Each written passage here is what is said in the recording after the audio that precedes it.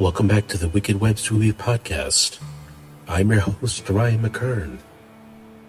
Join me now as we venture into New Orleans' French Quarter and beyond, to the lore and ghost stories of the pirates that roam. Sit back and dwell in the darkness, mon ami, and thank you for joining me in the Wicked Webs We Weave.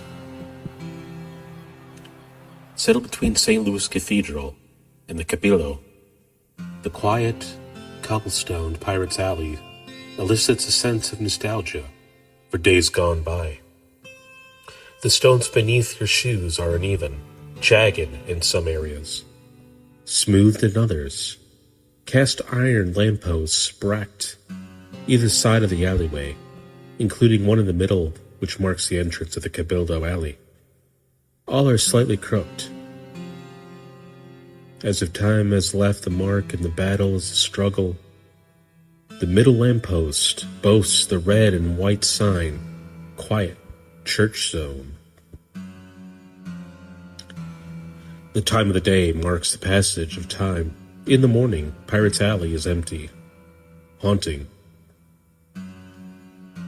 By afternoon, local artists and vendors are camped out with their paintings clipped to the fence of St. Anthony's Garden. By evening, the alley is illuminated only by the lamppost and Pirates Alley Cafe and Absinthe House. It seems as if there is hardly a building along Pirates Alley which doesn't have a great ghost story or two. Pirates Alley certainly seems to be one of the most haunted locations in New Orleans, which is why we go there, and why we visit and drink absinthe and revel in Jean Lafitte Malheur. The history of Pirates Alley. Pirates Alley hasn't always been officially called as such, but local New Orleanians have preferred that name to the real one, Rue Orleans, since it was first laid out in the late 18th century. Measuring 600 feet long and 16 feet wide, Pirates Alley was never intended to be a main street with shops and businesses. Instead, it was meant to act as a thoroughway, or as the Brits like to call them, snicketways. For early New Orleanians, Pirate Alley created a passage between Chartres and Royal Street, alongside St. Louis Cathedral. By laying out such a path, locals did not have to take the time to walk over to St. Peter or St. Anne Streets. It was originally unpaved, though the cobblestone seen today added in the 1830s.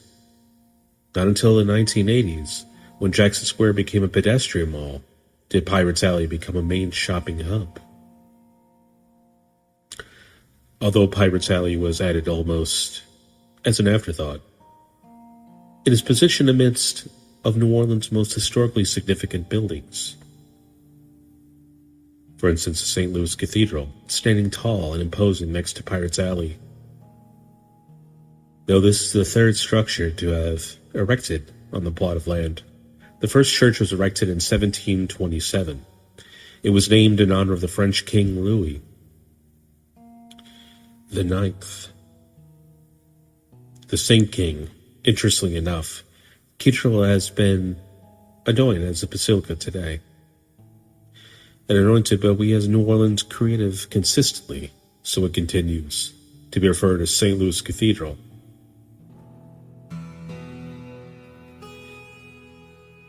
There is also the Louisiana State Museum, which consists of the Capitol, the old arsenal and the Capitol House, and Creole House. The trio of buildings have been a major landmark in New Orleans since the late 18th century.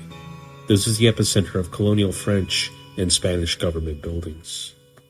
The Cabildo, which literally means council, was the location of the colonial government. When the Spanish first arrived in the 1762 Treaty of Fontainebleau, passed Louisiana from French to Spanish hands, they arrived with rebellion and anger. The Frenchmen were furious that they had been traded as an act of war, and had been uninformed of the treaty of the entire year. Naturally, they rebelled. Naturally, the Spanish wished to put an end to this. They sent to the best general, a man named Don Alejandro Bloody O'Reilly, to squash the tour. He arrived in 1769 with 2,000 troops. After killing the first rebelling Frenchman he came across, he invited the rest of the leaders of the French uprising to the Capitolio for a meal to solve their problems. Allegedly, the Frenchmen scurried right down and enjoyed themselves a grand old meal.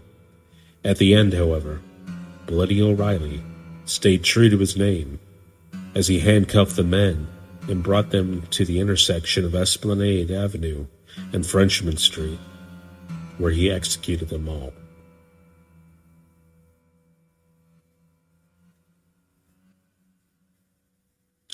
Today, the Capitolio is one of the pride and joys of Louisiana State Museum, housing hundreds of early councilmen and colonization and 19th century artifacts with its exhibit. The artifacts even include a bronze death mask of Napoleon Bonaparte. The arsenal is technically located along St. Peter Street, right off of Chartres. In 1836, Louisiana legislation mandated that a steel armory was to be constructed on the property for nearly 100 years. The arsenal contained all of the weaponry within the city for the military and city police forces. When Indian troops stormed in New Orleans in 1862 and occupied the city, the arsenal served as a military prison and federal headquarters. Even later, during the Reconstruction era, the arsenal remained a highly sought-after prize. For a period of 3 days in September 1874, the arsenal came under control by the White League Democrats after the defeated Metropolitan Police. Not until President Ulysses S. Grant sent federal troops was to restore the city in 1914. An arsenal was gifted to Louisiana State Museum. The Calabozo stands as the back half of the Calabia. In the Calabido, along the Calabido Alley, walking along Pirates Alley, you will see 3 antebellum mansions and the beautiful wrought iron galleries. However, these homes were constructed in the early 1840s. Before that, the plot of land was used as French guard house and the Spanish calabozo, or prison.